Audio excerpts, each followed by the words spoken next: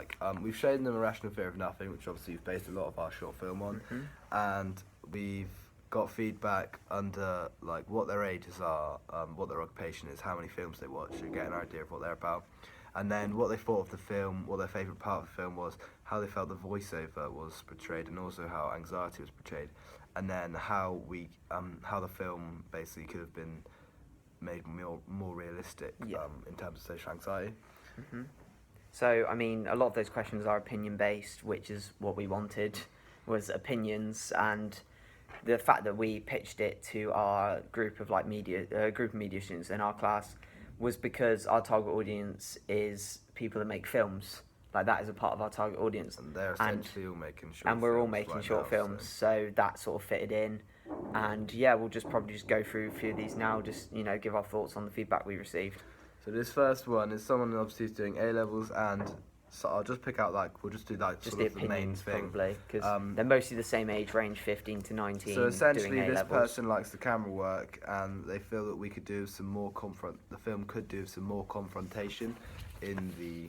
Someone's in there at 11:30, okay? 11:30. Oh, that's fine. Right. I've got to cut that out now. Thanks, Vanessa. I'm sorry, I was trying to Thank you. Thank you. Anyway, so yeah. Do you want me to talk about mine? They liked the camera work. That was a pretty generic opinion of it, wasn't it? That was quite common. The camera work was something that we've replicated, haven't we? So that's going to be good. They said that the voiceover made you see from his perspective and really helped you understand the character. Something we're copying as well.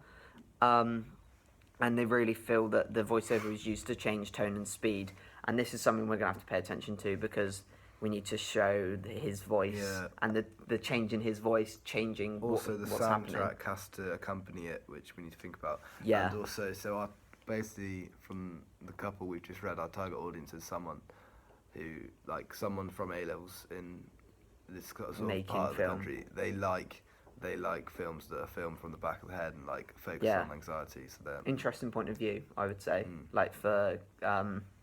For camera work and orchestrated sound, because me and you obviously had a really good appreciation of the sound because we've watched it so many times. But obviously, the more you watch it, the more you pick up on things like that. Yeah. So this person watches 2 to 3 films a week. They're originally quite confused, which might be something that we could think about. Their favourite part of the film was how he talks about others' views of him. So we need to talk about perhaps our character. Yeah, people make looking sure at he's worried about a lot of things. Make the initial film more intense. So that was said about the voiceover, that the voiceover makes it intense. Yeah. They also think that we should have him not confronting the man. This is part of the film, which is having a bit of debate so far. As that one said, more confrontation, this one's saying less. So maybe I don't think we're actually having, we have no confrontation in ours. Not really. It's sort of an inner conflict and confrontation. It's a conflict between the inner voice. So that perhaps, as we got debated views, perhaps that wouldn't affect the target audience as much.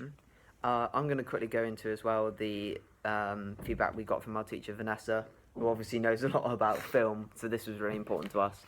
Yeah. She said, for the initial thoughts on the film, fairly enigmatic and filmed in an interesting and an experimental way. Enjoyed the way that I can't even read it. That's happened. So basically what she's getting at is that she enjoys the way the camera work communicated, and how there's sort of a link between the character and the audience. Yeah, and she likes the rambling in his head. Yeah, you're always in his head, so we're in his shoes. Yeah. So perhaps that's a thing that our audience likes, and therefore we need to play on more. Yeah. And she commented to use that point a lot, that relationship between our character Adam and how he's technically directly talking to only himself, but therefore also the whole there's audience. an involvement with the audience. Yeah, I really like that.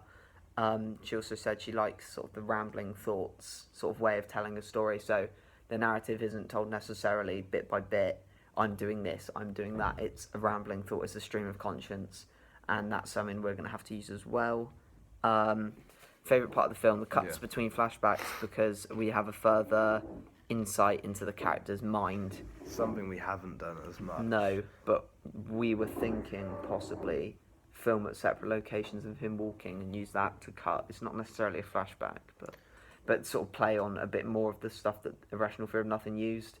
But obviously we don't want to be a complete copy, but like some of the techniques we use, we can. Yeah, I mean we haven't really got direct flashbacks. I mean, if we were to use flashbacks, they'd probably be like day-long flashbacks rather than year-long, like that guy. Yeah. But, however, that guy was a 40-year-old man in that, and and he's characters more, a 17-year-old yeah, boy. So I don't think flashbacks he really wouldn't work, have would they? huge flashbacks because he's living in the things that he will flashback on. Yeah, So, yeah, like, yeah. I agree with you. So the voiceover felt it was captivating because it didn't stay on script. It seemed quite sort of not improvised, but it replicated his head and how he thought. Improvised, yeah. Yeah. Also, anxiety. I feel that although anxiety appeared to be the character's issue, the narrative communicated that the main issue was loneliness. Yeah, I mean, this is also something that I think we would be successfully playing on to meet our target audience. Yeah. As our character of Adam is lonely. As obviously now we've slightly changed the narrative to take the mum out of the situation. Yeah. He is on his own, not necessarily living, but we are isolating him as a character. Yeah. With especially those crying on the bed shots of him, with just like him isolated on his own in quite a big shot. Yeah. And then we slowly zoom in just to show his isolation. So I think in that aspect we are meeting our target audience, as they kind of like to show isolation of a character, but you know. Yeah. Also, furthermore, Vanessa said further interactions with people. So obviously, this was something we sort of debated over So doing, that's didn't we? again, she basically wants more confrontation. Yeah. This person wants more. That was kind of a split between our target audience, This is quite a wasn't split it? in our target because audiences, a lot yeah. of the people were like, he wouldn't do that if he had social anxiety, but a lot of the people want him to do that, therefore to demonstrate the level of social anxiety. It's a split Yeah, in I mean, what we do. So perhaps if he were to confront someone, it must be in a very confused manner, as if he doesn't really know he's doing it. Yeah. Like in the Irrational Fear of Nothing, when he's like, "Is that my jacket?" Like he's not actually talking to him on a humanistic level. He's talking to him like I think that's mine. Like it's all to do with himself, which I guess links back to like loneliness. So. yeah, Right, let's have a look at a few more. This person, I'll just look at one thing that they said, because they feel that anxiety was portrayed well due to the voiceover when he was thinking about what everyone's thinking of him.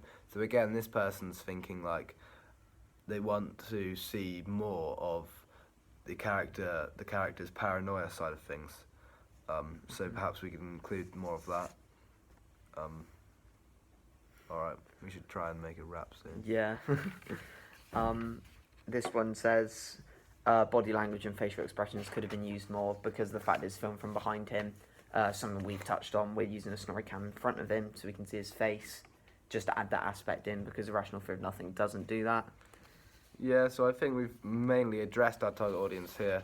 I think this has been some really useful primary research, as we found that what our audience likes and what they don't like as much, and therefore we can now base our narrative more specifically around someone or something. And how to portray anxiety correctly and accurately, which is really important to our audience. narrative. Basically, they will be our audience as well, because they'll be at the film festival where it will first be shown. Yeah, I think we've covered it.